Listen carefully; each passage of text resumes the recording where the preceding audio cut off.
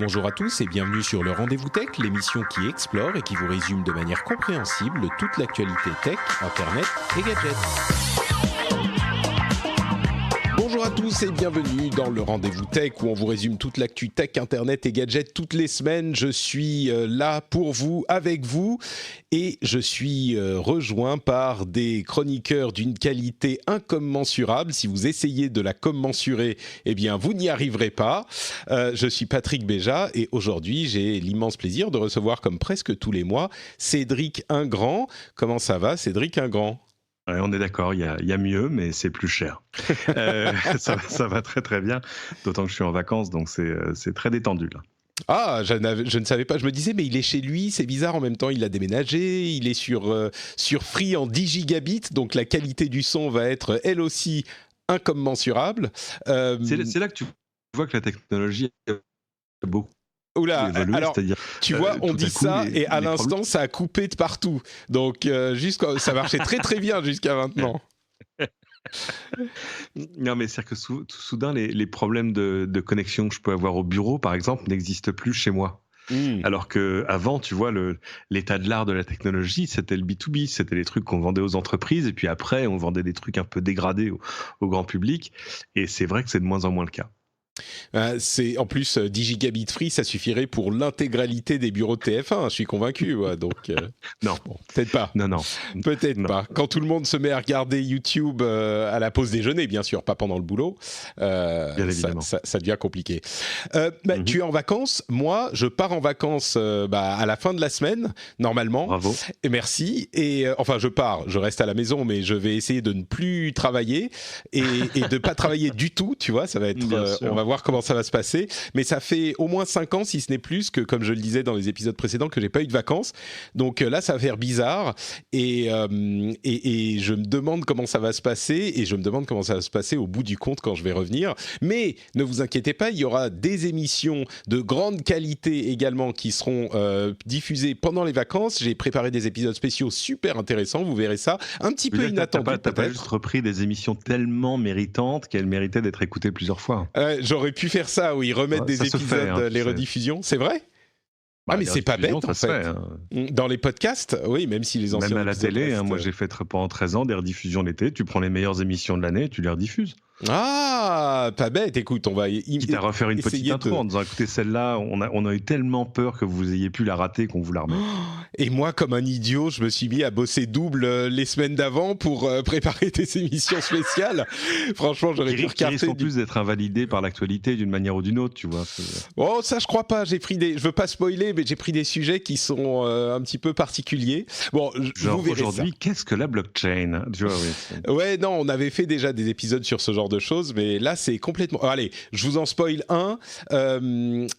À quoi servent les bibliothèques ? Par exemple, eh ben, vous allez être surpris, vous allez être très surpris. Les vraies bibliothèques d'aujourd'hui que les biens numériques sont disponibles partout et très bon marché, à quoi servent les bibliothèques de l'Ancien Monde ? Tu sais, celles qui sont où on met des arbres morts, tu vois ? C'est un super débat que j'ai encore eu hier, donc on va pas déflorer le débat mais j'y étais pas. Hein, donc, mais il y a des questions sur le fait qu'on numérise tout. Moi, un jour, je suis rentré chez moi et mon épouse avait balancé tous mes DVD. C'était beaucoup, hein, s'il y en avait pas mal, en me disant, mon chéri, depuis qu'on se connaît, je t'ai jamais vu regarder un DVD. D'ailleurs, est-ce qu'on a dans la maison quelque chose qui permette de regarder un DVD ? Exactement, c'est ça. Ouais, il y a la PlayStation. Oui, mais elle est jamais allumée. Oui, non, mais enfin bon, bref. Et si tu veux, sur les DVD, je n'étais pas très embêté parce que je suis pas un fétichiste de l'objet. Par contre, sur le livre, j'ai un vrai souci. C'est une des nombreuses questions qui se posent, oui. Et tu vas chez quelqu'un, tu regardes sa bibliothèque et ça te donne une idée de la personne qui est face à toi. Oula, viens pas chez moi alors, parce que ça serait inquiétant. Mais beaucoup plus que si tu vois un Kindle posé sur la table, sur la coffee table. Tu vois ce que je veux dire ? Genre, je peux regarder ce que tu as dans ton Kindle pour comprendre ta personnalité profonde. Et ça, c'est quand même des choses qui manquent, quoi. Et puis bon, moi, je suis né dans une famille où on jette pas les livres, mais ce n'est pas le sujet de l'émission. Oui, non, on parlera et vous allez voir que l'émission qu'on va vous diffuser, je pense la semaine prochaine sur ce sujet, va vous emmener dans des lieux intellectuels que vous ne soupçonniez pas d'une émission comme celle-là. Donc voilà, ça sera a priori la semaine prochaine. Mais en attendant, aujourd'hui, on a une émission où on va vous parler de loi cyber-haine, de plein de rumeurs et de sujets intéressants qui seront un petit peu plus courts, qui viendront après.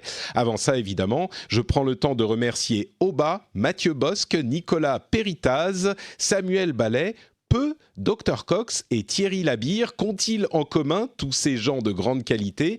Eh bien, ils ont en commun qu'ils soutiennent le Rendez-vous Tech. Même pendant l'été, il y a des gens qui s'abonnent au Rendez-vous Tech, enfin qui s'abonnent au Patreon du Rendez-vous Tech, qui permet d'une part de soutenir l'émission, ce qui est le plus important bien sûr, mais également d'avoir des petits bonus bien sympathiques, et notamment, si vous souscrivez à ce niveau, d'avoir accès au lieu le plus agréable d'Internet, c'est-à-dire le Slack du Rendez-vous Tech, avec des gens qui parlent de tech, de jeux vidéo, de plein d'autres choses, de culture, de ciné, de tout ça, dans une ambiance détendue, sympathique, agréable, bien plus cool que les réseaux sociaux qu'on connaît et qui sont pleins de propos haineux. Ici, dans le Slack du Rendez-vous Tech, c'est la joie, la bonne humeur, la fraternité, la sororité, le plaisir, voilà. Donc, si vous appréciez l'émission, peut-être que vous devriez réfléchir à vous abonner au Patreon. C'est sur patreon.com/rdvtech. Et donc, je faisais cette transition avec les propos haineux sur les réseaux sociaux. C'est un problème qu'on connaît depuis un certain nombre d'années et auquel des dizaines et des centaines d'organismes et d'États ont essayé de s'attaquer sans vraiment trouver de solution parfaite. Et encore une fois, on a un exemple de solution qui est essayée ou qui est en train d'être débattue, en l'occurrence en France. Et c'est une nouvelle loi sur la cyber-haine et comment la contrer qui fait débat et qui a donné lieu à des réactions assez vives, évidemment de part et d'autre de la question. Et j'aimerais qu'on en parle un petit peu parce que moi, mon opinion a un petit peu évolué sur la chose ces dernières années et je voudrais qu'on essaye d'étudier les réactions qu'on a vues. Alors, de quoi s'agit-il, cette loi sur la cyber-haine ? C'est une loi qui voudrait c'est Madame Laetitia Avia qui porte la loi, la députée qui porte cette loi. Elle est en cours d'examen depuis quelques jours, depuis le 3 juillet. Et en quoi consiste-t-elle ? L'élément principal de la loi, c'est d'imposer à différents réseaux sociaux, enfin à différentes plateformes, on n'a pas encore les noms des plateformes ni les conditions dans lesquelles elles devront se trouver pour devoir implémenter ces mesures, mais on imagine bien que ça sera Twitter, Facebook, Instagram, YouTube, tous ces grands réseaux sociaux. Donc ces réseaux devront implémenter un bouton d'alerte contre les contenus haineux. C'est-à-dire que pour tous les contenus, il y aura un bouton qui sera accessible à tous les internautes sur lequel ils pourront cliquer pour signaler le contenu, le signaler comme contenu, enfin ils devront signaler la nature du contenu, est-ce que c'est sexiste, raciste, du harcèlement, etc., etc. Et les plateformes devront supprimer le contenu dans les 24 heures. Alors, on parle ici, et c'est une précision très importante, de contenu manifestement haineux, quand il n'y a pas de question possible. Quand vraiment, c'est cette idée que, évidemment, il y a toujours des cas où on peut se poser la question. Je crois que c'est un membre de la Supreme Court, de la Cour suprême américaine, qui avait dit à propos de contenu pornographique, effectivement, c'était peut-être pornographique, c'était un contenu controversé. Il disait je ne sais pas où est la ligne exactement entre contenu acceptable et contenu non acceptable, mais ce que je sais, c'est que quand je vois un contenu qui n'est pas acceptable, je le comprends tout de suite que c'est pas acceptable. Donc définir. Je crois que c'est un exemple sur la pédopornographie. Oui, c'est possible. Où là, le côté manifeste du truc était absolument indiscutable. Après, tu vois, il y a toujours des débats sur qu'est-ce qui est de l'art et qu'est-ce qui est de l'érotisme et qu'est-ce qui est de l'art érotique et qu'est-ce qui est de la pornographie. La pornographie, on a inventé au moment de l'explosion du cinéma porno des définitions très... enfin, là aussi, assez très cru, oui, très strict, très explicite, quoi. C'est voilà, c'est pas les abeilles. On voit ça et ça, c'est ça. Voilà. Donc là, ça s'appliquerait au contenu haineux et les plateformes seraient dans l'obligation, donc comme on le disait, de supprimer ce contenu dans les 24 heures, sans quoi elles se verraient faire face à des sanctions assez lourdes. Ça peut aller jusqu'à 4% du chiffre d'affaires. Enfin, c'est des choses évidemment qui font peur. Et ça s'appliquerait à tous les internautes qui sont situés en France. Donc, c'est-à-dire que les plateformes devraient mettre ce bouton à disposition pour les internautes qui vivent en France, qui sont situés en France et métropolitaine, etc., etc. Donc, ça, c'est en résumé le contenu de la loi.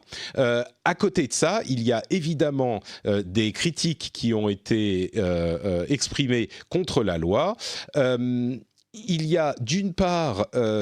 on va dire que c'est l'élément principal, un groupe d'organismes différents qui vont de la quadrature du net au Conseil national du numérique, etc., qui ont adressé au gouvernement, et en particulier aux parlementaires qui débattent de la loi, des critiques sur la nature de cette loi. Ces critiques sont celles auxquelles vous penserez sans doute. Il y a des précautions que ces organismes voudraient prendre, qui ne sont pas prises dans la rédaction de la loi. Alors, de quoi parle-t-on ? Des choses comme le fait que ces décisions sont prises sans accord de l'organe judiciaire. Il n'y a pas de juge qui est impliqué dans la suppression de ces contenus. Il y a une autre critique qui est les sanctions étant tellement lourde, la crainte est que les plateformes pêchent par excès de prudence et se disent si on a un doute, on va supprimer, et puis après il y aura débat sur est-ce qu'il fallait supprimer ou pas, peut-être qu'on peut réimplémenter le contenu en question, mais de crainte qu'on ne soit lourdement sanctionné, on va supprimer plutôt que de se poser la question. Autre petit détail, à la place du contenu supprimé, les plateformes devront afficher un petit encart qui explique pourquoi le contenu a été supprimé, peut-être même un petit encart à la limite éducatif sur le sujet. Donc, c'est les critiques qui ont été exprimées à propos de la loi. L'autre élément qui est important à signaler, c'est que si ces choses-là, la suppression dans les 24 heures, les sanctions, etc., vous semblent familières, c'est sans doute parce que ce type de pratique et ce type de demande des gouvernements a déjà été exprimé et que ces plateformes le font déjà plus ou moins, alors sans la menace explicite sur le chiffre d'affaires, mais le font quand même déjà plus ou moins, ou en tout cas essayent de le faire plus ou moins dans ces conditions, sans intervention du juge et dans les 24 heures. Et ils se sont engagés auprès de l'Union européenne et ils ont fait des progrès à ce niveau, même si évidemment il faut pas, on n'est pas à un niveau satisfaisant encore. Ils ont fait des progrès dans cette direction pour supprimer les contenus haineux, les contenus racistes dans les 24 heures, autant que possible. Donc voilà un petit peu le tableau dressé du débat autour de cette loi. Je me retourne vers Cédric du coup, dans un monde binaire où on est soit pour soit contre. Est-ce que tu as une opinion ou est-ce que tu veux exprimer les choses de manière un peu plus subtile peut-être ? On se retrouve, j'ai envie de dire, comme à chaque fois qu'on essaie de légiférer sur des problèmes qui sont souvent des jugements de valeur. C'est-à-dire que normalement les jugements de valeur en droit en France, on les réserve aux juges.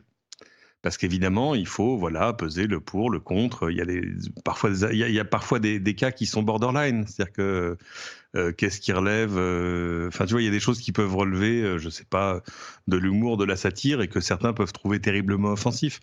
Mais il y a plein de choses comme ça. Et puis en plus, les parlementaires ont ont eu tendance quand même au fur et à mesure des débats à étendre le domaine de la lutte à des choses comme la prostitution. Il y a des choses sur la pornographie aussi. Enfin, d'un coup, on a un peu compliqué le débat.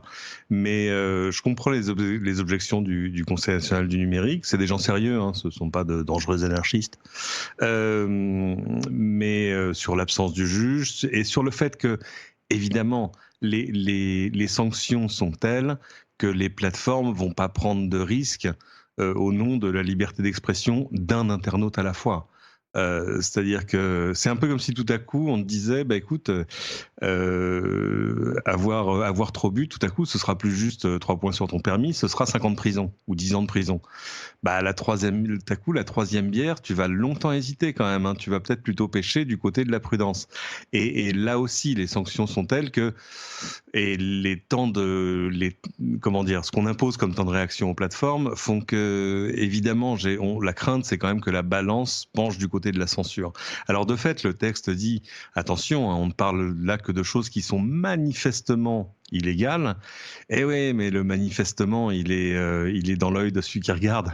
Donc et tous ces gens, tous ces modérateurs que les plateformes vont embaucher, etc. On va leur demander probablement de privilégier la prudence. C'est à vrai dire. Je pense que je suis assez d'accord avec toi sur les constats factuels. Effectivement, ils risquent de pécher par excès de prudence. Mais moi, ce que j'ai envie de dire aux gens qui critiquent ce type de loi, parce que c'est des lois on n'est pas à la première itération, on va dire, de ce type de demande, comme je le disais tout à l'heure. J'ai envie de leur dire, OK, mais du coup, on fait quoi ? Quelle est votre proposition ? Et je pense qu'on est vraiment... Mais je pense qu'on est vraiment... Excuse-moi Cédric. Etc. Non, mais c'est le cas. Mais du coup, on est déjà dans cette situation. Et on avait déjà eu les critiques sur la sortie du juge de ce circuit. On avait déjà eu cette critique auparavant. Et j'étais, moi, dans le camp des gens qui disaient c'est quand même un problème de donner, de livrer le pouvoir judiciaire à ces sociétés. Mais il faut aussi être un petit peu honnête et sortir de l'idéologie dogmatique et essayer de voir dans la pratique, encore une fois, qu'est-ce qu'on fait ? Qu'est-ce que vous proposez ? On est vraiment dans une situation où le parfait est l'ennemi du pas trop mal, pour étendre une expression commune. On est vraiment dans cette idée où la solution parfaite, à moins qu'on me prouve le contraire, elle n'existe pas. Et je pense que tous ces organismes, peut-être pas tous, mais une bonne partie de ces organismes et de ces organes de presse qui critiquent cette loi sur ces bases qui sont compréhensibles, sont les premières à également se lamenter de l'ambiance délétère qu'on vit sur les réseaux sociaux, justement parce que ces contenus sont tellement foisonnants et qui vont non seulement s'en lamenter d'un point de vue, enfin sur un mode presque philosophique, qu'est devenu le monde d'aujourd'hui, mais qui vont pointer du doigt les responsables de ces réseaux sociaux et dire « Que faites-vous, monsieur Zuckerberg ? Que faites-vous, monsieur... Monsieur YouTube et Monsieur Twitter, pour supprimer ces contenus. Comment laissez-vous les nazis ? Combien de fois on a entendu Twitter laisse les nazis s'exprimer sur Twitter ? C'est une sorte de quadrature, non pas du net, mais du cercle, où même si c'est parfois des gens différents qui vont leur reprocher des choses différentes, on a quand même, on est en train de les placer dans une position où soit on leur reproche de ne pas supprimer assez, soit quand on leur demande de supprimer, eh ben on va leur reprocher, soit par avance, soit pas par avance, de supprimer trop. Et je suis désolé, à un moment, encore une fois, s'il y a une situation où on ne peut pas trouver une solution parfaite, eh ben il faut choisir le lesser of two evils, quoi, le moins pire. Il faut choisir le moins pire. Et l'élément qui me me fait penser que peut-être cette solution, effectivement, quand on demande de supprimer les contenus qui sont manifestement illégaux, si on se dit n'importe qui trouverait ça illégal, oui, il y aura toujours des cas où même dans cette catégorie, on pourrait en discuter, ok. Mais la chose qui me fait penser que peut-être ça pourrait marcher, c'est encore une fois du pragmatisme. Moi, je suis un grand fan du pragmatisme. C'est la loi sur le droit à l'oubli. Les auditeurs qui écoutent cette émission depuis un moment se souviennent que j'avais des oppositions assez véhémentes sur la loi qui régule le droit à l'oubli. Pour ceux qui ne s'en souviennent pas, c'est la loi qui impose à Google de rendre inaccessibles certains contenus à la demande des personnes dont parle ce contenu, si c'est du contenu qui est particulièrement ancien et particulièrement négatif, dont ils ne sont plus, qui ne définit plus les personnes qui en parlent. Pardon, pas qui en parle, dont on parle. C'est évidemment problématique. On avait des peurs sur ces sujets que, par exemple, des hommes politiques s'en servent pour faire supprimer l'indexation ou l'affichage de ces contenus si c'était des problèmes du type corruption, etc. On avait toutes ces dérives qu'on craignait. Il y avait le problème inverse qui était, oui, mais si c'est pas disponible en France, il suffit d'avoir un VPN et de se situer aux États-Unis pour voir le contenu quand même, etc., etc. Donc, encore une fois, toutes les objections du monde se sont faites entendre, et il a été implémenté il y a quelques années. Moi, à moins que ça soit une grande conspiration et qu'on nous ait tout caché, j'ai pas l'impression qu'il y ait eu de gros scandales avec ce droit à l'oubli, qu'il ait été utilisé à mauvais escient, qu'il ait été mal géré par Google. Ils acceptent, je crois, je sais plus, mais un certain pourcentage des demandes. Certaines, ils les rejettent parce que manifestement pour eux, c'est pas le cas. Une fois que ce entre guillemets jugement de Google a été rendu, si on n'est pas d'accord, on peut porter l'affaire devant les tribunaux ou demander l'intervention d'une partie extérieure. Ça semble plus ou moins fonctionner. Là, j'ai l'impression que ça pourrait de la même manière plus ou moins fonctionner et peut-être fonctionner mieux que ce qu'on a aujourd'hui. Parce que quand on dit il faut pas sortir le juge du circuit, c'est bien gentil sur le plan théorique, mais concrètement, ça veut dire quoi ? Il faut engager 50 000 juges supplémentaires qui vont passer leur journée à lire les commentaires de tous les utilisateurs de Facebook du monde, enfin de France, où ils vont publier un truc où ils vont dire ouais, les juifs contrôlent les médias et les noirs c'est tous des singes.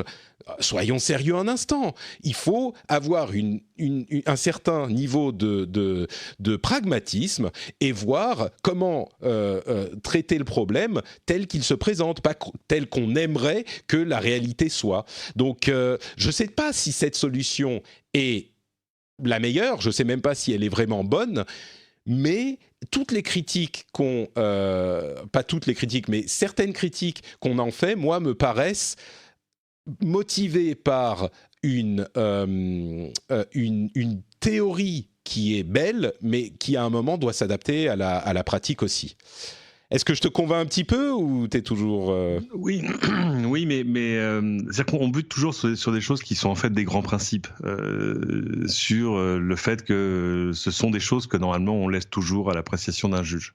Alors évidemment, non mais bien sûr, mais non mais je comprends. Tu l'as déjà dit, mais du coup on fait quoi ? Oui. On fait quoi ? Oui, mais attention. Et alors, juste une chose, c'est pas une loi qui va combattre le trolling et les fake news. Hein.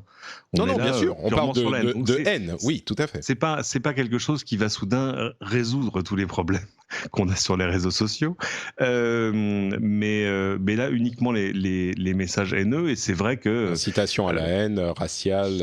Et c'est vrai qu'en plus, on s'attaquait sur des choses où on a des critères de jugement qui sont différents. Je m'explique. Aux États-Unis, les néo-nazis, ils ont parfaitement le droit de dire absolument ce qu'ils veulent sur les réseaux sociaux. Premier amendement de la Constitution, liberté d'expression, etc. Nous, chez nous, on a des choses. Tu vois, le négationnisme est un truc qui est puni par la loi, ce qui est un truc qui n'existe pas aux États-Unis. Donc, il y a aussi ce souci-là, c'est-à-dire qu'on s'attaque à. Enfin, c'est un côté forcément un peu village gaulois. en disant on va régler ça chez nous. Bah oui, mais vous êtes sur un réseau mondial, madame. Non, mais attends, sur ça, on peut faire en sorte que techniquement le truc ne s'affiche pas en France. Si on a une IP en France, oui, il y aura une histoire de VPN, ok, mais c'est possible. Le fait de ne pas l'afficher, d'ailleurs, Twitter le fait déjà. Il y a des trucs qui s'affichent quelque part et pas ailleurs. Oui, absolument. Un peu frustrant d'ailleurs, parfois il y a des conversations où tu sens bien que tu rates des choses. Mais non, je comprends l'essentiel des arguments parce que honnêtement, moi ça me rappelle des vieux souvenirs d'il y a 10 ans de Adopi, tu vois, sur là aussi on déléguait, bon c'était pas à une personne privée, mais à une espèce de commission ad hoc, des choses des sanctions qui d'ordinaire revenaient au juge. Donc le truc c'est qu'en fait on ne verra qu'à l'usage comment ça va se passer. On verra qu'à l'usage si vraiment la balance penche très très fortement du côté de la censure de pure précaution. Bon, mais le truc c'est qu'une fois que ce sera fait. Donc ce sera difficile de déréguler dans l'autre sens. Je crois qu'on peut modifier les lois, on peut adapter. C'est bien sûr, on avance dans une direction, ensuite il faut reculer. Mais encore une fois, à vrai dire, je te poserai 2 questions. Est-ce que tu es d'accord avec mon appréciation de la loi sur le droit à l'oubli, sur laquelle moi j'étais vraiment contre, hein, je pensais que c'était une erreur, et au final j'ai l'impression que ça se passe pas trop mal, et d'autre part, je te renouvelle ma question, si cette loi ne convient pas, qu'est-ce qu'on fait, et si on dit on fait rien, on reste dans la situation actuelle qui est pas satisfaisante non plus, donc... On aurait pu être un tout petit peu moins sanguin sur les sanctions, parce que le 4% de ton chiffre d'affaires mondial, c'est quand même un très très gros bâton. Tu vois ce que je veux dire ? C'est pas une amende. Enfin, si c'est une amende, mais c'est pas juste. Non, c'est sûr que c'est un peu disproportionné, ouais. Voilà, ça a un côté un peu. Enfin, il n'y a pas de carotte. Par contre, le bâton, il est quand même hyper violent. C'est-à-dire que si tu fais 25 fautes dans l'année, tu as perdu ton chiffre d'affaires. Peut-être qu'on va résoudre le problème du déficit budgétaire de la France. Mais bon, ça se fera pas sans douleur. Oui, c'est jusqu'à 4%. Hein, ils peuvent se limiter. Bien sûr, oui, tout à fait. Mais bon, ça a un côté quand même. Tu vois, c'est comme si l'essentiel des sanctions des délits routiers pouvaient se terminer par la saisie de ton véhicule. C'est un peu, non mais attendez, j'étais en double fil, enfin ça va, je veux dire, bon. Mais sur la finalité, il n'y a pas de débat sur la finalité. Oui, il y a des choses qu'il faut arriver à combattre et à combattre avec efficacité. Et jusque-là, les plateformes aussi ont souvent il y a des choses qu'on ne comprend pas. Moi, il m'est arrivé de signaler des contenus, des choses qui ne me concernaient pas moi directement, mais des amis, des messages homophobes, des trucs comme ça. Et c'est vrai que quand 2, 3, 4 jours plus tard, tu reçois une petite notification de Twitter disant merci pour votre signalement, nous avons de fait jugé que ce contenu contrevenait à nos conditions générales, mais que tu vois que le contenu il est encore là, le compte est encore là, rien n'a bougé. Tu dis bon, ok, on imagine que je sais pas, ils ont envoyé un message d'avertissement. Enfin, j'en sais rien. C'est-à-dire que tout à coup, il y a aussi une sorte d'opacité sur la façon dont c'est géré. Maintenant, pour que ça marche, il va falloir que les plateformes mettent des moyens en face. C'est-à-dire qu'on sait que Facebook va embaucher 10 ou 20 000 modérateurs. Mais il faut jamais oublier que c'est ça, c'est quand même des sociétés de quelques milliers de personnes qui ont quelques milliards d'utilisateurs, donc forcément ça va être un peu chaud à gérer. Moi j'attends les premiers, parce qu'évidemment il y aura aussi un mécanisme d'appel. Enfin, on pourra là pour le coup en appeler à un juge en disant non, moi je trouve que ce que j'ai publié était, je sais pas, une tribune politique machin. On a jugé que c'était de la haine, je suis pas d'accord. Ouais, le débat va pas se clore au jour du vote de la loi. Bien sûr. Je crois qu'on est, encore une fois, je résume ma pensée, c'est le parfait est l'ennemi du pas trop mal, ou du faisons quelque chose. Mais bon, si vous avez une opinion sur la chose, n'hésitez pas à venir nous le dire sur frenchspin.fr. Mais bon, on a suffisamment débattu de la chose, on a trituré le truc dans tous les sens, on verra comment ça se passe à l'avenir. Et encore une fois, moi je suis pas convaincu que ça se passe bien, mais je suis également un petit peu, circonspect sur les critiques qu'on fait de cette loi quand les critiques inverses sont également faites de la situation actuelle. Donc si quelqu'un a une solution qui est meilleure, je pense que moi, le gouvernement français et les sociétés qui sont concernées sont toutes oui. Tout le monde écoute. Donc allez-y, n'hésitez pas. On sera heureux d'écouter tout ça. D'ailleurs, peut-être qu'Instagram a une partie de solution qui est intéressante. On en avait parlé à un moment, mais ils sont en train d'implémenter leur système où, quand on poste un commentaire qui peut être un petit peu offensant, ils vous mettent un petit panneau pour vous dire: vous êtes sûr que vous voulez dire ça? Ça a l'air d'être quand même un petit peu méchant. Les contenus de ce type-là sont souvent signalés quand ils sont postés. Donc, vous êtes sûr? Et c'est peut-être pas trop mal, ça va peut-être en faire réfléchir à deux fois certaines personnes qui, de manière un petit peu sanguine, se disent « Ah, machin !» et puis bon, finalement, bon, ok, c'est vrai, j'ai peut-être pas besoin de dire ça comme ça, même si évidemment, ça va pas arrêter tout le monde. Non, t'as pas l'air convaincu non plus. Ok, donc encore une fois, je te rappelle mon commentaire.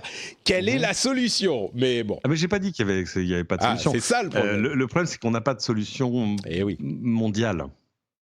Mais même pas mondiale. Moi, je parle de solutions même au niveau local. Là, on parle de la France. Et bon, bref, repartons pas dans cette question. On pourrait en parler 2 heures et peut-être qu'il faudra le faire un jour. Je voudrais... Une autre question dont on pourrait parler 2 heures, mais dont je ne vais pas parler 2 heures, c'est la question de Patreon. Patreon, vous savez ce que c'est? Est-ce que tu sais ce que c'est, Cédric? Mais oui, bien sûr que tu sais ce que c'est. Je te file $2 par épisode. Si vous voulez être aussi beau et intelligent que Cédric, il suffit de soutenir le Rendez-vous Tech sur Patreon. C'est scientifiquement prouvé, ça rend beau et intelligent, et ça permet, si on atteint un certain niveau de soutien qui n'a pas été révélé, de visiblement résoudre les problèmes de Facebook, Twitter et du monde. Donc moi je dis, il n'y a vraiment pas de raison de ne pas se lancer, surtout si vous appréciez l'émission. Si vous écoutez depuis un petit moment et que vous aimez bien, eh bien je vous encourage à aller sur patreon.com/rdvtech. Le lien est dans les notes de l'émission et vous pouvez en 2 minutes, même sur votre mobile, vous abonner et devenir un fier patriote du Rendez-vous Tech. Merci à vous tous et merci à tous ceux qui le font. Et n'oubliez pas qu'il y a aussi des petites récompenses bien sympathiques. Donc allez jeter un coup d'œil sur patreon.com/rdvtech. Cédric, quel est ton produit Apple ou la partie de tes produits Apple le plus détesté de ces dernières années? C'est une excellente question. Tu me prends un peu à froid, là. Ouais, c'est une question. A priori, je pense que tout le monde dirait la même chose, mais... Ah, le clavier du MacBook. Ah, bah voilà. Ok, très bien. Non, alors, c'est pas détesté. C'est pas, je le déteste pas, je le crains. C'est-à-dire que... Non, mais oui. Comment dire, j'aime beaucoup ce clavier. Moi, je tape très bien dessus. Il est très pratique. Il a permis d'affiner la machine. Mais de fait, j'ai quand même des touches qui se mettent en rideau de manière assez régulière. Alors jusque-là, c'est bien parce que c'est des touches qui sont en double. Tu vois, c'est une touche commande, le shift à droite, etc. Donc ça va, j'ai encore des backups. Mais c'est-à-dire que si demain, je sais pas, par exemple, la touche T ou la touche 4 ne fonctionne plus, je sais pas trop comment je vais faire. Ah, mais écoute, si, clavier Bluetooth, tout ça, mais enfin là, tout à coup, bon, bref. Oui, sur un MacBook Pro un petit peu pas très bon marché, c'est un petit peu problématique. Voilà, et là, c'est quand même une machine dont le prix catalogue, avec avec la touch bar et tout ça. Non, c'est avec 1 Tera de SSD. Enfin, c'est une grosse machine, c'est quand même un truc. Non, mais la touche T, écoute, ça sert pas à grand-chose, franchement. La touch bar Non, la touch bar, non, moi je parle de la touche T. Si elle se met en rideau, comme tu disais, ou la touche 4, bon, c'est pas très grave. Si t'as une touche qui marche plus, tu peux toujours... Oui, mais oui, c'est pas... On comprend. Une phrase, je te rappelle que je vide ma plume. Hein, on comprend quand même. S'il y a une touche, c'est pas grave. Bon, alors... C'était le fameux papier qui était paru dans le New York Times ou le Washington Post, je sais plus lequel, où ils avaient tapé en retirant, je sais plus quelle lettre, il y avait plus de E, plus de machin, en disant voilà à quoi ça ressemble sur le clavier de mon MacBook. C'était une efficacité terrible comme papier. C'était un article très bien fait où on avait des boutons pour supprimer les lettres en question de l'article. Absolument. C'était très bien fait. Et puis surtout, ça exprime plein de choses quand même. C'est-à-dire que c'est quelque chose qu'on n'attendrait pas de chez Apple, ou si de fait ils ont pris des risques de design, il y a quand même, c'est-à-dire qu'on sent que depuis le début, Apple pousse ça un peu du bout du pied en disant non, mais c'est pas vraiment, enfin, c'est pas un problème et d'ailleurs n'en parlons pas. Alors, ben justement, il y a des choses qui ont changé sur la façon dont ils le corrigent, etc. Mais on sent bien qu'il va falloir à un moment qu'il y ait peut-être un nouveau design qui résolve les problèmes ou en tout cas la fragilité du clavier. Eh bien, il semblerait, selon l'analyste spécialiste d'Apple, Min-Chiu Kuo, il semblerait que le nouveau design arrive dès cette année, enfin. Le clavier en question était un design à papillon pour les touches, qui avait une finesse vraiment impressionnante, mais également peu de travel pour les touches, peu de profondeur pour les touches. Donc, certains aimaient moins, certains aimaient pas du tout. Moi, ça va. Franchement, moi, ça me gêne pas plus que ça, mais je tape pas des heures non plus dessus. Mais enfin, après avoir revu le design 3 fois, il semblerait, selon Kuo, que cette année, pour les MacBook Air et l'année prochaine pour les MacBook Pro, le clavier soit revu avec un système de switch et non plus de papillon, donc le système d'avant, et ils y reviendraient, donc ils abandonneraient le système de hyper innovant des touches qu'on a vu. Et il y a 2 questions que ça pose. Alors, la question que ça pose pas, c'est que effectivement, ce problème de clavier a empoisonné Apple ces dernières années et ils vont vouloir évacuer ça enfin. Mais il y a 2 questions que ça pose. D'une part, est-ce que c'est dû au départ de Johnny Ive, dont on a parlé longuement la semaine dernière, mais est-ce que c'est dû à son départ ? Ça me semble peu probable, mais peut-être. Non. Et l'autre question, c'est est-ce que les touches seront quand même aussi fines, ce qui est difficile avec un système de switch d'avant, mais peut-être. Donc, en gros, la question, c'est est-ce qu'ils vont sacrifier la finesse et le design à l'autel de la fiabilité de leurs appareils et donc avoir des appareils un petit peu plus épais. Ça, on aura la réponse bientôt. J'imagine la violence du débat interne chez Apple sur ce genre de choses. On espère qu'ils vont le faire sans mettre en danger le design du MacBook, parce qu'il est magnifique, ce MacBook. On espère. Et moi, c'est un... Pardon, vas-y. Ce que je dis souvent, c'est que, tu vois, j'ai pas de souci à switcher assez régulièrement d'un iPhone au dernier Android et à revenir à l'iPhone et à passer à un Pixel et à revenir à l'iPhone, etc. Par contre, mon MacBook, c'est un peu comme comment il s'appelait, un flûte Charlton Heston avec sa carabine, tu vois, c'est From my cold dead hands. From my cold dead hands. Et pourtant, j'ai essayé d'autres choses, mais là, il y a rien à faire, quoi. Je peux pas, j'ai du mal à imaginer une vie sans MacBook. Ouais, c'est vrai qu'au niveau matériel, ils sont quand même... bon, à part ce problème de clavier, clairement. C'est-à-dire que oui, qui est quand même extrêmement gênant en termes... le design est génial, mais de fait, apparemment, il suffit de la moindre poussière sous la touche pour que tout à coup ça marche plus.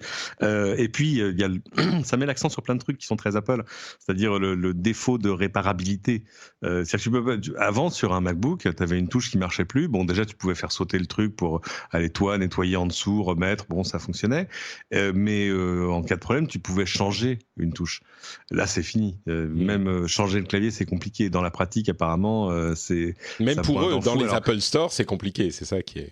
C'est ça, il faut voir les vidéos YouTube, c'est absolument délicieux sur comment arriver à récupérer ces trucs. Alors vous le mettez sur la tranche, vous faites pchit dans ce sens-là, puis vous changez de sens. Enfin, ça devient. Les vidéos dont tu parles, les vidéos dont tu parles sont même des vidéos ou des photos, en tout cas, de chez Apple eux-mêmes. C'est genre si vous avez un problème, vous le mettez sur le côté, vous faites pchit, et puis dans l'autre côté, c'est ridicule. Bref, espérons que les choses changent pour Apple. À vrai dire, c'est le gros problème qui les empoisonne depuis quelque temps. Parce qu'en fait, on n'a pas les chiffres, on ne connaît pas la proportion exacte des possesseurs de MacBook Pro qui ont ce problème. Mais de manière empirique, on a quand même l'impression que c'est beaucoup de monde, que c'est pas une espèce d'épiphénomène, c'est pas 4 mecs dans leur coin, c'est pas une série affectée. Non, ça a l'air d'être un truc structurel et assez massif. Ils ont revu le design 3 fois déjà, enfin 2 fois, donc oui, c'est un problème. Ils l'ont fait un peu évoluer, ils les ont mieux protégés, ils ont mis des choses en caoutchouc pour éviter que les poussières rentrent.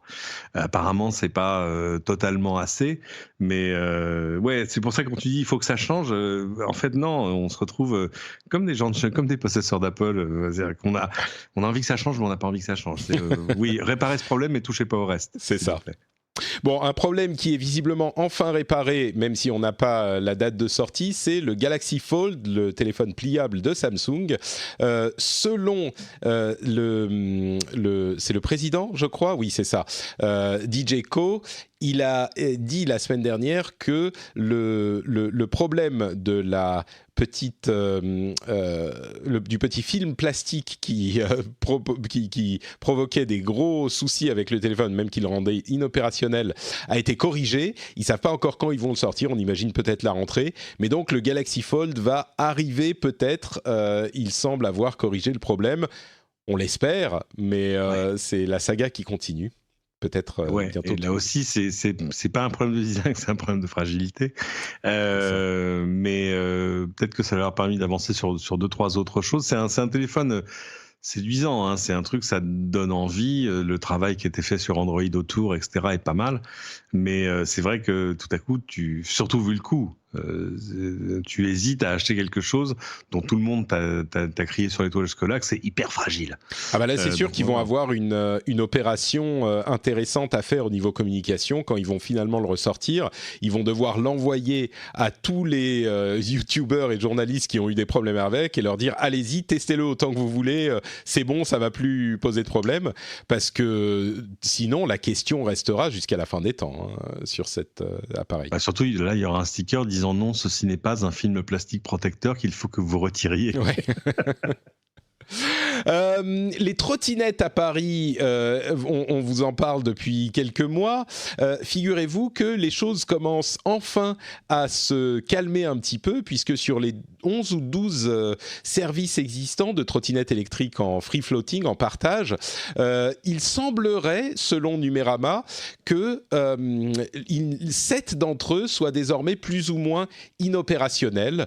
C'est intéressant parce que Anne Hidalgo avait annoncé qu'elle ferait un appel d'offres avec 2 ou 3 opérateurs sur Paris pour nettoyer un petit peu les choses, que l'appel d'offres arriverait dans les mois à venir.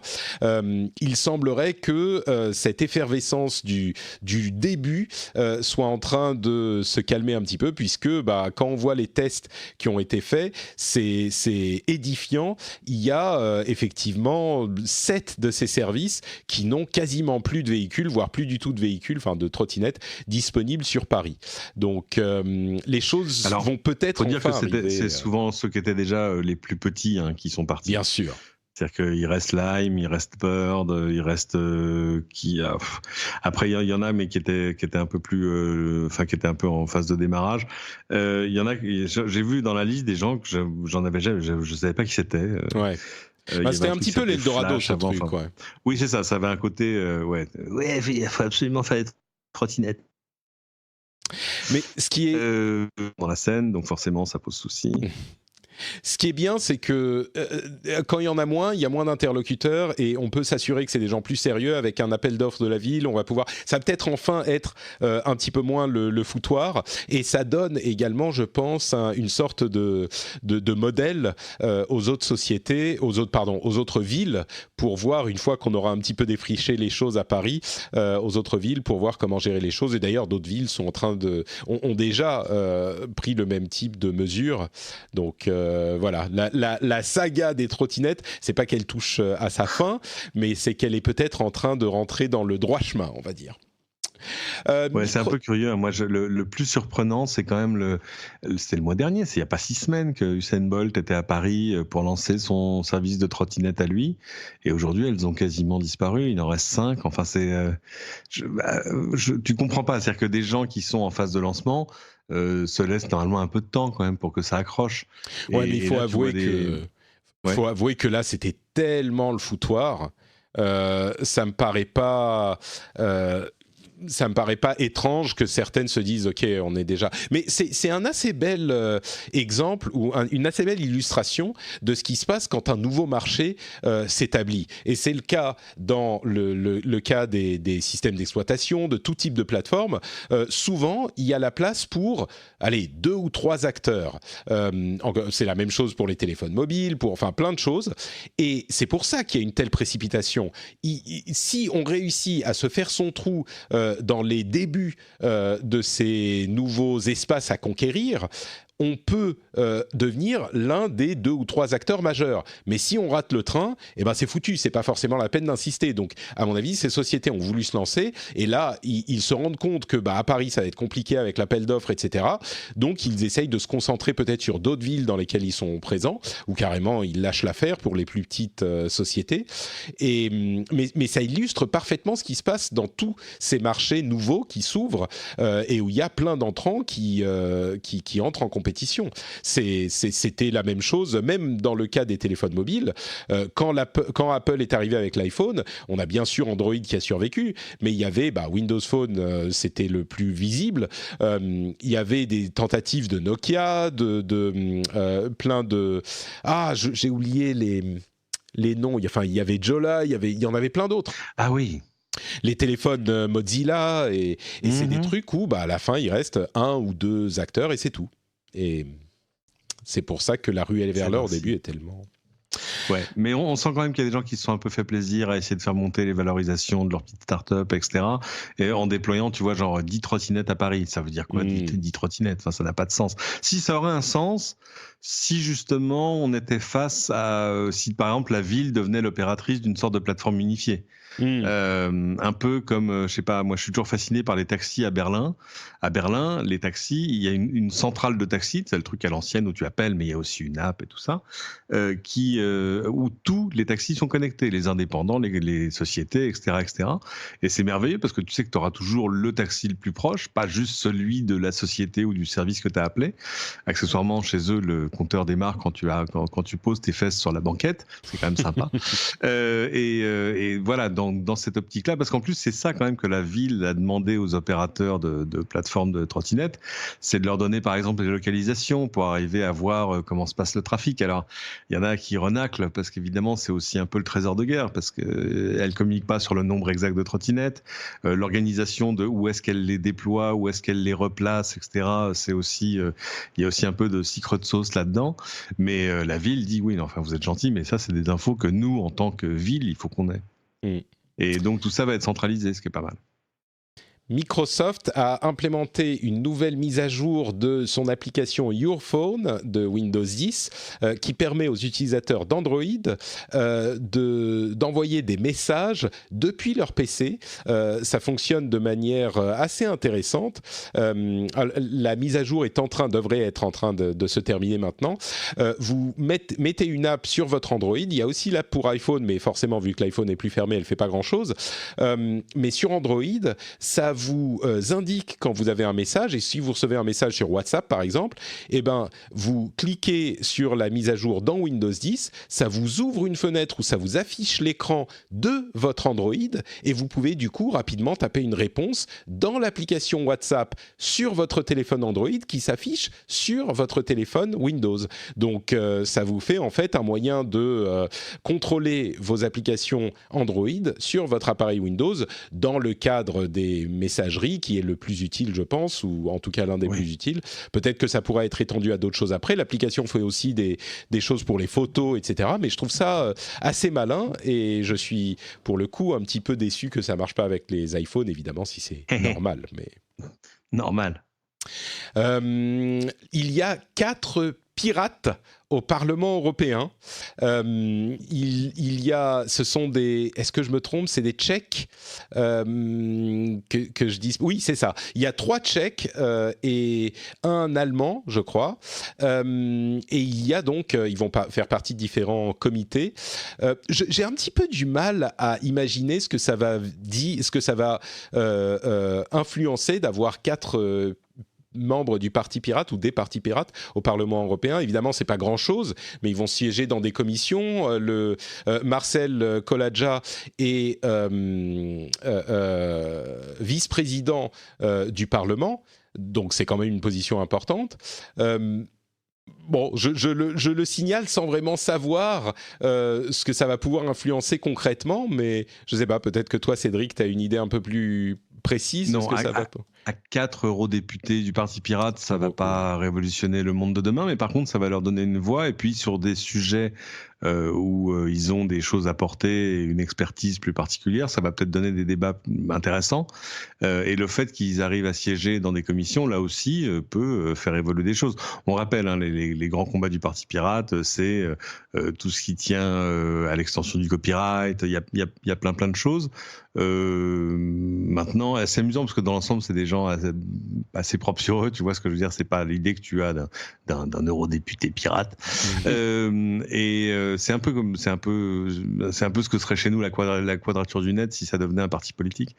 Donc non, moi je trouve ça intéressant. Un autre truc intéressant, c'est un papier du MIT Technology Review qui fait généralement des articles sur de la recherche pas fondamentale forcément, mais quelque chose d'un petit peu de pointe, on va dire, sur le fait que la technologie, il tire pas la sirène d'alarme, si la sonnette d'alarme, on va dire d'une certaine manière, pour dire que bientôt, c'est pas encore le cas, mais bientôt, la technologie des appareils de surveillance des caméras et des appareils photo dans les satellites sera tellement poussée et tellement accessible, en particulier avec des satellites orbite basse qui sont lancés très souvent. Alors certains n'ont pas de caméra, mais la plupart peut-être n'ont pas de caméra, mais certains pourraient en avoir. Donc ça sera tellement poussé qu'ils disent on n'est pas loin du moment où on va pouvoir observer l'ensemble du monde en temps réel, 24 heures sur 24, grâce aux caméras des satellites. Bah oui, parce qu'on a quand même des technologies qui permettent maintenant de lancer des réseaux de microsatellites d'imagerie, parce que c'est ça dont on parle. Alors ça a plein d'usages, hein, mais avec une promesse qui est par exemple, tu vas lancer, je sais pas, 150, 200, 500 satellites qui vont permettre de faire comme un scan des parties habitées de la planète une fois par jour, par exemple. Ça a plein d'intérêt parce que tout à coup, ça rajoute une couche temporelle à ta cartographie. Tu peux voir comment les choses évoluent dans le temps de manière extrêmement précise. Mais c'est vrai que ça, couplé à l'amélioration des capteurs, où jusque-là, on était sur des précisions à 25 cm. En gros, un pixel sur la photo, c'était 25 cm dans le monde réel. Si tu resserres ça, tu vas à un moment arriver au moment où tu vas arriver, je sais pas, à lire une plaque minéralogique sur une voiture. Et on n'y est pas encore. Mais non, mais c'est tout à coup, tu te retrouves face au même souci que la vidéosurveillance normale. C'est ça. Celle qui est terriblement terre à terre, mais avec des satellites qui eux sont en l'air, tu sais pas qui, tu sais pas quoi. Enfin, t'as pas les garde-fous habituels. Donc c'est à la fois génial, fascinant, ça fait un peu peur. Enfin, c'est business as usual dans le numérique, j'ai envie de dire. Un petit peu, ouais. Non, mais c'est ça, c'est génial. Ah oui, mais attends, Rémi, imagine si c'est utilisé comme ça. Ah ouais, t'as raison, ça fait un peu peur. Ouais, mais quand même, c'est génial. Bon, c'est bon, sujet suivant. Là, c'est ce dont ils parlent, juste pour être précis. Ils disent que bientôt, on n'y est pas encore, mais bientôt, on pourra avoir une surveillance en temps réel. Hein. Ils parlent bien de surveillance 24 heures sur 24 en temps réel. Mode of the state, tu vois, où on te suit. C'est ça. Je pense pas qu'on y soit encore, parce que le problème, c'est que les satellites bougent. Ou alors, ils sont géostationnaires et vraiment, ils sont beaucoup trop loin pour l'instant pour arriver à faire de l'imagerie très fine. Non, mais si t'en as 3000 comme ceux que veut lancer Amazon dans les années à venir, tu peux peut-être... C'est-à-dire que tout à coup, c'est vrai, si ton réseau de satellites, au lieu de scanner la Terre une fois par jour, elle le fait, je sais pas, 8 fois par jour, tout à coup, oui, on va voir à quelle heure tu es parti de chez toi, ta voiture n'est plus là. Non, mais encore une fois, 8 fois par jour, c'est un truc dont on n'est pas loin aujourd'hui. Eux, ce dont ils parlent, ils disent attention, parce que bientôt, genre vous êtes dans votre petit bureau à la NSA, vous tapez accès satellite machin, je veux voir tel endroit, et vous voyez en temps réel depuis l'espace. Alors bon, peut-être que c'est un petit peu alarmiste, mais le MIT, c'est quand même une université assez sérieuse, et le MIT Technology Review, ils sont très sérieux, donc... Bon, bref. Non, moi j'y crois, j'ai lu le papier, il est passionnant. Je vous en recommande la lecture. Et on ouvre un territoire des possibles qui est absolument fascinant et qui va permettre plein de choses, mais même dans des là pour des trucs très pragmatiques, hein, tu vois, pour dans l'humanitaire, pour l'agriculture. Ça va aussi passionner tous les gens qui font, tous les analystes en matières premières. Enfin bon, ça a 1000 usages. Les prix se sont effondrés, c'est-à-dire que ça coûte plus 50 millions ou 500 millions d'envoyer un satellite. Maintenant, ça coûte 1 million peut-être. Et ça tombe bien parce que le produire aussi a énormément baissé. C'est-à-dire que tu vas faire des satellites avec des Raspberry Pi, tu vois, à l'intérieur. Mais oui, c'est vrai que tout à coup, ça pose de nouvelles questions qui se posaient pas jusque-là. Et des questions que jusque-là, on réservait, tu vois, à c'est quoi l'état de l'art des satellites de reconnaissance de la NSA. Ça, on n'a pas la réponse. Hein. On imagine qu'ils sont vachement bien. Mais tout à coup, ces technologies-là vont arriver sur des plateformes civiles. Et c'est vrai qu'il va falloir se reposer la question des usages. T'imagines qu'aujourd'hui, tu vas sur Google Maps, il y a des endroits qui sont floutés. Bah oui, mais si tout le monde peut être opérateur de son petit satellite, enfin quand je dis tout le monde, non mais Cédric, c'est une bonne idée. Toute entreprise pourra le faire. Les questions de confidentialité vont se poser aussi. Moi, je trouve que c'est une bonne idée. 1 million, ça fait un petit peu cher pour moi, mais je pense que si on s'y met à 2, toi et moi, on pourrait peut-être lancer un satellite d'observation. Bon, ensuite, on verra ce qu'on observe. Ça te dit, on fait un satellite Patrick Cédric qu'on envoie avec bah, écoute, on lance le Patreon dès demain. Ça marche. Voilà. Très bien. Oui, ou l'Indiegogo. Et après, on pourra revendre du temps d'observation satellite aux personnes qui ont backé, tout ça. Super, ouais, bon, ça paraît bien. On va lui donner un nom, il s'appellera le Because Why Not. Exactement. C'est un petit peu le leitmotiv de la tech ces dernières années. Et toujours, oui. Parlons un petit peu de Chine, tiens. Selon différentes sources, il y a de nombreux constructeurs qui commencent à exporter leur fabrication de matériel hors de Chine. Alors, on parle de HP et Dell, mais aussi de Google, Amazon, Sony, Nintendo. Microsoft a démenti. Ils ont dit non, pas du tout. Alors, peut-être que certains d'entre eux ne sont pas effectivement en train de le faire. Mais bon, on peut imaginer que c'est une conséquence des problèmes qu'il y a entre la Chine et les États-Unis. Et à côté de ça, puisqu'on parle de Chine, je voulais aussi mentionner cette histoire intéressante des touristes qui arrivent en Chine dans la province du Xinjiang, je sais, bon, évidemment, je prononce pas bien. Xinjiang. C'est la province, si je ne m'abuse, où vivent les Ouïghurs, qui sont persécutés, une minorité musulmane de Chine. Et ben en fait, quand vous arrivez, si vous êtes un touriste, si vous avez un appareil Android, il vous demande gentiment d'installer un spyware sur votre appareil. Et si vous avez un appareil Apple, un iPhone, ben, il le connecte à une petite boîte par USB et on imagine qu'ils aspirent toutes les données possibles qu'ils peuvent.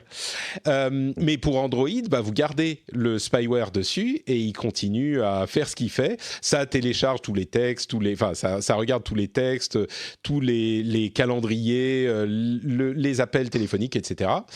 Il y a eu... ça permet surtout de vous tracer après. Dans le cas des téléphones Android, oui. Dans le cas de l'essentiel, parce que tout à coup, on a ton UMSI, tout à coup, on relie le téléphone à ton identité, à ton passeport, en gros. Oui, ça s'applique aussi aux iPhones, bien sûr. Ouais. Mais c'est vrai que le degré de surveillance là-bas est assez... Enfin, c'est terrifiant quand même. J'ai encore entendu hier l'histoire d'un étudiant chinois qui vit aux États-Unis, qui est rentré dans sa famille en été. Il a connu un été pas inintéressant. On lui a tout pris, son empreinte génétique. Il s'est aperçu qu'à chaque fois qu'il allait dans un bâtiment public et qu'on scannait son identité d'une manière ou d'une autre, il y avait une alerte, comme si c'était un individu dangereux. Et on lui disait, le mieux, ce serait que vous restiez chez vous, en fait. Ça c'est... Tu sais, c'est marrant, il y a des gens à chaque fois que je parle des histoires de Chine, peut-être pas pour celle-là quand même parce qu'elle est un peu corsée, il y a des gens qui me disent oui, mais c'est pas si gênant, si on n'a rien à se reprocher, machin. J'exagère, c'est pas à chaque fois, mais j'ai eu plusieurs commentaires de gens qui me disent oui, mais le score de credit rating, machin, c'est pas si gênant. Je suis assez surpris, je l'ai déjà exprimé dans l'émission, mais assez surpris de ces réactions. Du fait que clairement certaines personnes ne comprennent pas les implications dans l'état omniprésent de ce type de mesures. Et bon, enfin, je sais pas, ça me, Ouais, ça ça, me c'est vrai que laisse je suis quoi. d'accord, hein, le côté si t'as rien à te reprocher, où est le souci, ça c'est pas, enfin bon, c'est Bah surtout quand désespérant. on parle de trucs comme le crédit social où, en fonction de ce que tu Ah fais oui. dans la vie, enfin dans ton quotidien, on t'attribue un score de bonne citoyenneté qui va Ouais, ensuite te ouais. permettre Mais de moi, faire des choses dans le pays, quoi. j'ai ces débats-là à la maison avec mon épouse qui va pas mal en Chine en ce moment et qui dit, mais oui, mais quand même, enfin, tout est tellement efficace là-bas. Ah oui, ça c'est sûr. Ça, Les trains étaient à l'heure en Italie sous Non, mais c'est Mussolini, quoi. vrai, C'est un la peu ça. démocratie est un truc terriblement inefficace. On est d'accord sur ce constat. Oui, On ça, perd un temps oui, fou c'est sûr. sur des trucs à décider, pas décider. Là, oui, je suis d'accord que par certains côtés, la Chine a des aspects extrêmement efficaces et ils l'ont montré, hein, ils l'ont prouvé. Il y a des trucs sur, mais c'est vrai que et à un moment, c'est quand même aussi assez fascinant de regarder un pays qui n'a aucun complexe à pousser la technologie dans ses derniers retranchements. Parfois de fait pour des trucs purement civiques. Moi, je me souviens il y a 10 ans, un peu plus de 10 ans, avant les JO de Pékin, où à Pékin justement, il y avait des gens qui allaient en gros prêcher la bonne parole et faire des campagnes d'éducation sociale pour expliquer aux gens que il fallait pas cracher dans la rue parce que ça faisait peur aux touristes, que ils allaient voir les vendeurs à la sauvette et ils leur expliquaient le concept même de la propriété intellectuelle en disant bah non, tu vois ça, les logos olympiques et les porte-clés, c'est pas les porte-clés officiels, donc tu peux pas les vendre.